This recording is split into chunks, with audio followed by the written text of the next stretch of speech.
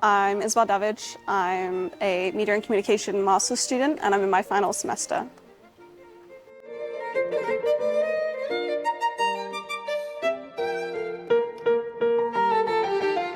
I think the reason I chose it was due to the pandemic. I couldn't study abroad in my bachelor's like I originally intended.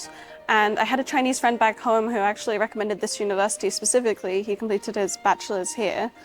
And I just thought it sounded like an ideal environment, you know, very comfortable for me because obviously the way of teaching is the same as back home in England. So it's kind of like all the excitement of studying abroad, but with all the comfort of everything back home, if that makes sense. I think I've had quite a unique studying experience, right? Because this university is known for the fact that it has international students as well as native students.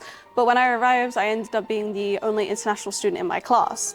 And so at first it felt quite lonely, but I found that my Chinese classmates were so kind and so lovely. And when I did group work with them, I quickly made friends. As well as the fact that there is just such a tight-knit international community here. Just even staying in the accommodation, I met so many new people, and I feel like it's the people that makes the experience here, really. Well, for me, I come from the countryside back in England, so I was a little bit nervous about coming here because I thought, you know, it's going to be a big city and I'm going to get lost and maybe a little bit overwhelmed. But actually, Suzhou is so beautiful. It's got so many lakes and so much nature. It really feels like home for me.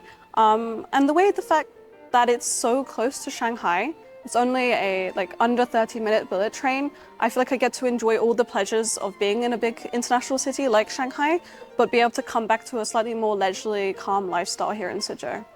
Say that especially if you're an international student studying my course, it's very much a give and take. The more you give, the more you're going to get back from this experience. So don't be afraid to push yourself to meet new people and study the language. Speak to people even in the shops, in the streets, when you go get xiaokao, you know, the nighttime street food.